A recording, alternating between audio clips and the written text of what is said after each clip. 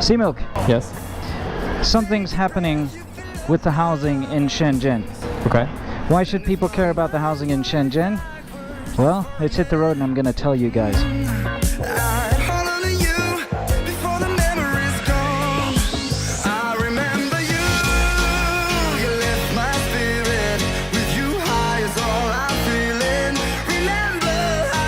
Okay, we're recording? Yep. Yeah, let's go. Hey, look, a Firebird to your right. Oh wow, it's Kit. Nice It's from Mad Kit. Rider. That's so cool. Man, you see, you'll never see that in China. I know. That's so awesome. Anyway, okay. Tell me about housing. Yeah, right, Simo. Let's talk about housing because it's Okay. super fun. No, I'm just kidding. But I just have to, by the way, this has to be a thing every time, Winston. Every time we start the set, I should rip by you to show how much slower your bike is than mine, because I'm down with the sickness. You're down with the sickness. Yeah, anyway. Housing, all right, is a thing. And we've talked about it a lot on our channel, especially this housing bubble and the ghost cities and what's going on, right? Right. But it is such a huge problem, and the government has been quite clever in dealing with it so far, right? Right. But it also does realize that it's totally overheated, especially in big cities like Shenzhen and Shanghai, right? Right. So now what they're trying to do in order to kind of cool it down a bit is they've implemented some new rules. Okay, first rule is if you buy a house, you're not allowed to sell it within 3 years. Right. So this has always been a big problem, and you know, I told you this before, but when I was living in Fuji, I once had to move 4 times in 3 years. Yeah, because they were swapping hands, basically. Yeah, basically someone would buy it, and then I'd sign a 1-year contract, and then well, the one time it happened 6 months into the contract, but it would usually be somewhere near the end of the contract. They would have already sold it, or they were getting buyers to come and look and bother my life, and then they'd sell it from under me and I'd have to move. So it was really frustrating. But that's how people have been making big money in Shenzhen for years now. Yeah. And you know, just by flipping houses, literally just buy them and sell them a year later. Right. So of course that's been causing the house prices to shoot up like an incredible amount. And so in order to kind of slow that down a little bit, they're doing the whole 3-year ban. Another thing they're doing is, remember there was this whole practice of if you wanted to buy a second house and you were married, you couldn't, because you couldn't get like the initial low deposit, basically. So people were getting divorced on paper, just so that the spouse could now buy a second house and not have to pay a hefty deposit, which was just pretty heartless. And you know, I mean, imagine getting divorced just so you can be greedy, you know. I can't imagine that. Anyway, the thing is, now they've put a rule in that if you've divorced within the previous 2 years, you're not allowed to buy a house. Right. If you do, you have to put down a 70% deposit. Again, with the ridiculous laws that they have to come up with last minute. Yeah. You know, to solve all these issues. So I thought, you know, since we're out here and we're just having a nice ride, we could speculate a little bit and maybe just talk a little bit about our own take on the housing market and how it's changed and where we think it's going. So you want to start out? Yeah, so we've covered this quite extensively, but it's always good to have updates. And my opinion's changed a little bit in that originally I never thought it was a good investment, particularly for foreigners to buy property in China. We've beat that to death. Yeah. But one way my opinion's changed on this whole thing is that I thought that it would the bubble would last a bit longer than it is lasting now, in that it's now a situation where in a lot of places in China it's already burst and property prices have dipped, right? So we've talked about cities like Shenzhen and Beijing and Shanghai and these places that have been quite safe from the bubble. But it's just that the bubble hasn't burst in those areas yet, where it has in these, like particularly in these areas that they're building these ghost towns and stuff that we've examined. Obviously those, they can't even be sold at this point. So there's no return on that investment. So I thought it would last a bit longer until I saw how rampant and crazy and low quality the building and quality is and stuff, just to get these properties up. So now I think I wouldn't even recommend a Chinese person to invest in property at this point. Wait for the wave to crash. Absolutely. What about you?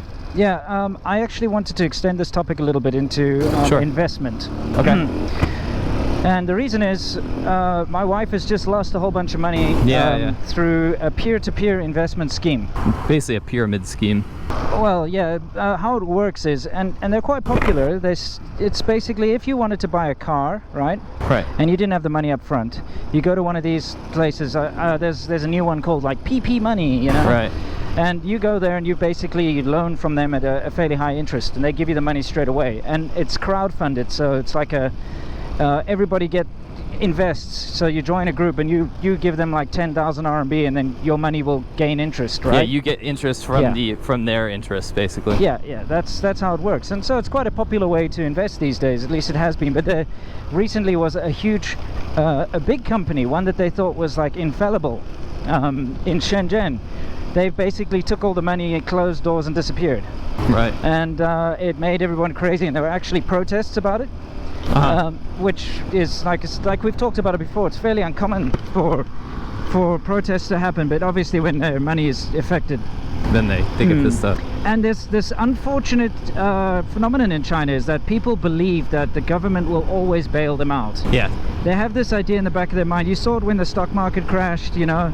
You're seeing it with all the rampant housing, property bubble stuff, is that people believe that, like, quite literally, that if someone takes their money, they'll be able to moan to the government, and the government will be like forcing those people to give the money back. Right. You know, but it doesn't work that way when you're dealing with criminals and thieves and, you know, con men. So these people ran away. They made a big protest in front of the government offices, but nothing came of it, of course, and everyone just ended up losing money. Right.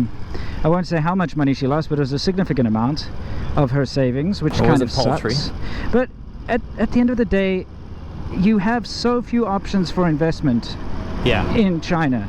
You literally can buy property, you can play the stock market, or you can do these like harebrained peer-to-peer scams. All of which are rigged. Like, it's unless you would be foolish to play the Chinese stock market unless you personally knew people to tell you what to buy and sell. Yeah, absolutely. I mean, it's definitely rigged. I've seen and been in meetings, which is stupid. I don't even know why I was there, but with significant, you know, people that are family members, at least distantly. I've been at dinners where they have insider traders basically sitting there saying, yeah, buy and sell this. This is my company. I'm going to do this and this and this, which is totally illegal. Yeah. So my point is, like, yeah, it's all rigged against you unless you have connections, even the property, really. Yeah, yeah, for sure. Yeah. I mean, that's why my wife bought her property where she bought it, because her uncle's kind of part of, or has a cousin in the development company, you know, the property development company, and so he got some special deal here and there, and he knew this and that, you know, so it is all kind of connected and all that sort of stuff. I want to say something about what you were talking about earlier with the Shenzhen regulations too. You'd have to be foolish to believe that if you don't have a lot of money, you can't get around that kind of shit. That's absolute nonsense. Yeah, everything in China can be broken, like the law. So it doesn't matter. It's basically preventing small people from flipping houses. It's not preventing big millionaires from doing it, for sure. That's, of course not, because the restrictions are things like you have to put 70% deposit down, but the super rich people can do that. Right. But there's another underlying thing that we haven't really discussed. Turn right in 100 meters. So here? On Xiao something Lu. That's Yongcheng. Sorry, Yong. Okay. San Lu, yeah. This is it then? Okay. All right, so there's a big underlying problem that no one's talking about, and that is the massive amount of debt that's currently being accrued in China. Accrued. Left and Da Tong Lu. Da Tong Lu? Okay. Here we have a Da Tong Lu. This is Da Tong Liu Lu. Liu Jie. Yeah, correct. Oh, really? Okay. Yeah. Never mind. You got it? Yeah, I'm totally fine. Sorry, this is going to get kind of convoluted, so you can talk, I'll lead. Okay. Yeah, basically, there's a huge amount of debt being accrued by everyone because, you know, when people can't get a loan from the bank, they go to shadow banks or they borrow from family or whatever. Right.